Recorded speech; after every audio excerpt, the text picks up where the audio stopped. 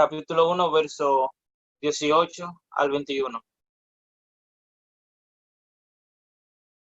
La palabra de Dios se lee en el nombre del Padre, del Hijo y del Espíritu Santo. Amén. El nacimiento de Jesucristo fue así. Estando desposada María, su madre, con José, antes que se juntase, se halló que había concebido del Espíritu Santo. José, su marido, como era justo y no quería infamarla, quiso dejarla secretamente.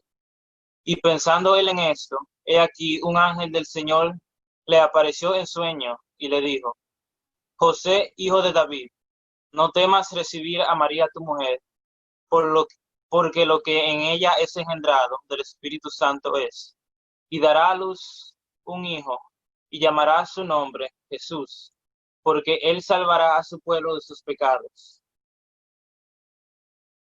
Hoy yo quiero hablarles de la vida de nuestro Señor Jesucristo en su viaje a la tierra y su propósito. Ya empezando, la Biblia nos deja saber, nos está dejando entender cómo el nacimiento de Jesús comenzó y el propósito que él tuvo al venir a la tierra. Nos deja también saber en Juan 3:16, dice: porque de tal manera amó Dios al mundo, que ha dado a su Hijo unigénito, para que todo aquel que en él cree no se pierda, mas tenga vida eterna.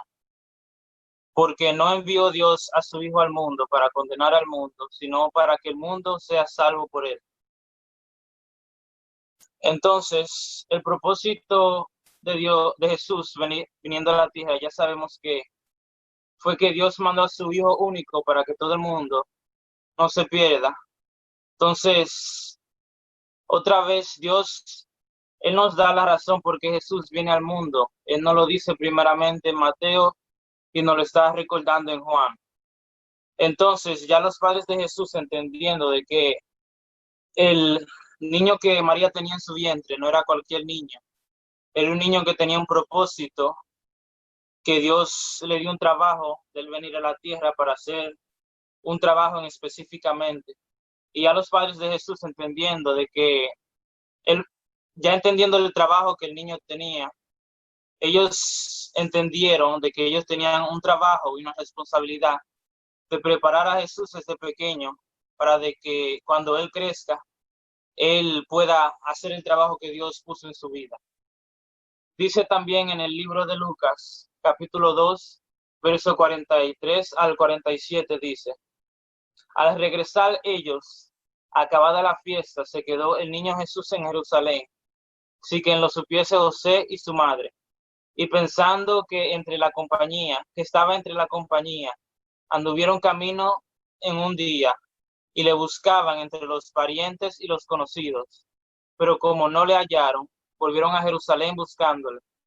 Y aconteció que 3 días después le hallaron en el templo, sentado en medio de los doctores de la ley, oyéndole y preguntándoles. Y todos los que oían se maravillaban de su inteligencia y de sus respuestas.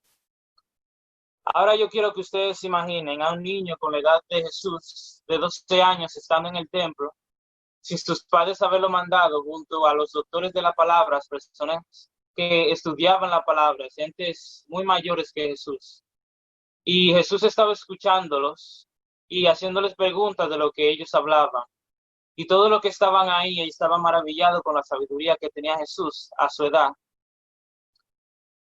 Entonces, pasan los años y llega un momento que Juan el Bautista está hablando de Jesús.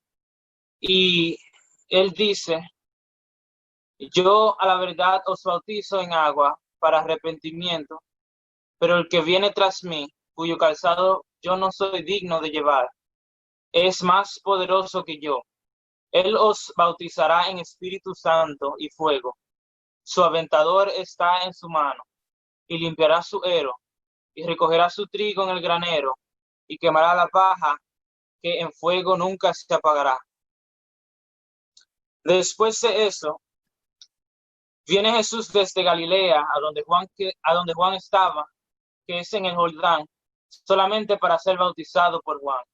Entonces, Juan se encuentra un poco confundido porque él, el que fue enviado por Dios para salvar el mundo de sus pecados, viaja de un lugar al otro solamente para ser bautizado específicamente por Juan. Y hasta Juan dice en Mateo 3:14, dice, mas Juan se le oponía diciendo, yo necesito ser bautizado por ti y tú vienes a mí. Entonces, aunque Juan no se sentía ser digno de bautizar a Jesús, Jesús le dice y le recuerda que debe de ser así porque es lo que Dios exige.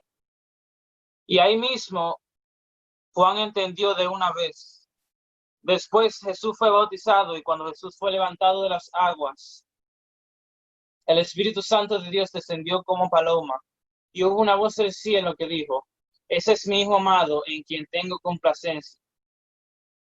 Después del bautismo, Jesús fue llevado por el Espíritu Santo al desierto a ayunar por 40 días y 40 noches.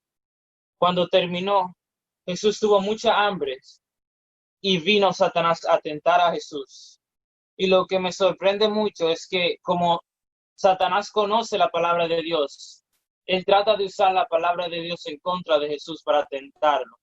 Y entonces Satanás tentó a Jesús solamente 3 veces y en 3 formas.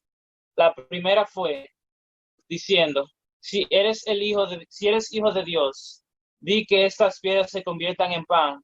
Entonces Jesús les responde diciendo, escrito está, no solo de pan vivirá el hombre, sino de toda palabra que sale de la boca de Dios. Luego, Satanás lleva a Jesús a una altura bien alta en Jerusalén y le dijo, si eres hijo de Dios, échate debajo porque escrito está, a sus ángeles mandará acerca de ti y en sus manos te sostendrán, para que no tropieces con tu pie en piedra. Y Jesús le dijo, escrito está también, no tentarás al Señor tu Dios. Y finalmente, Satanás lleva a Jesús a un monte muy alto con la vista de todos los reinos del mundo y la gloria de ellos. Y le dice a Satanás, todo esto te daré, si postrado me adorares. Y Jesús le responde diciendo, vete, Satanás, porque escrito está, al Señor tu Dios adorarás, y a él solo servirás. Y entonces se alejó Satanás de Dios. En lo poco tiempo que estuvo Jesús en la tierra, muchas cosas él hizo. Por ejemplo, como cuando Jesús convirtió el agua en vino, que se encuentra en Juan capítulo 2, verso 1 al 11. Cuando Jesús curó al hijo del noble, se encuentra en Juan 4, 46 al 47. Cuando Jesús y Pedro pescaron y tuvieron una gran cantidad de peces, que se encuentra en Lucas capítulo 5, verso 1 al 11. Cuando Jesús expulsó un espíritu inmundo, que se encuentra en Marcos, capítulo 1, verso 23 al 28. Cuando Jesús curó a la suegra de Pedro de una fiebre, que se encuentra en Marcos capítulo 1, verso 30 al 31. Cuando Jesús sanó a un leproso en Marcos 1, 40 al 45. Cuando Jesús sanó al sirviente del centurión en Mateo 8, verso 5 al 13. Cuando Jesús resucitó al hijo de la viuda de la muerte, que se encuentra en Lucas 7, verso 1 al 18. Cuando Jesús calmó la tormenta en Mateo 8, verso 23 al 27. Cuando Jesús curó 2 demoníacos en Mateo 8, verso 28 al 34. Cuando Jesús curó al paralítico en Mateo 9, verso 1 al 8. Cuando Jesús resucitó a la hija del gobernante de entre los muertos en Mateo 9, verso 18 al 26. Cuando Jesús curó a la mujer de un problema de sangre en Lucas 8, 43 al 48. Cuando Jesús abrió los ojos de 2 ciegos en Mateo 9, 27 al 31.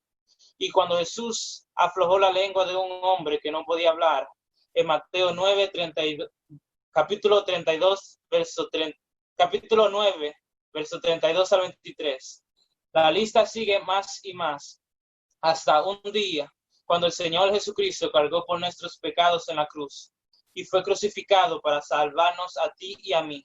Pero pudimos ganar la batalla porque el Señor resucitó al tercer día y hasta este día y hasta este día celebramos esa victoria. Dios le bendiga más, y hasta aquí mi padre. Un aplauso a Joseph. Yo quiero que usted sepa que ese muchacho hizo su mensaje solo. Hizo su mensaje solo. Gloria a Dios, Jesús. Lo de Dios no hay coincidencia. Débora cantaba y antes de cantar ella enfatizó mucho en ese nombre. Y no sabía que Joshua venía a hablar de Jesús.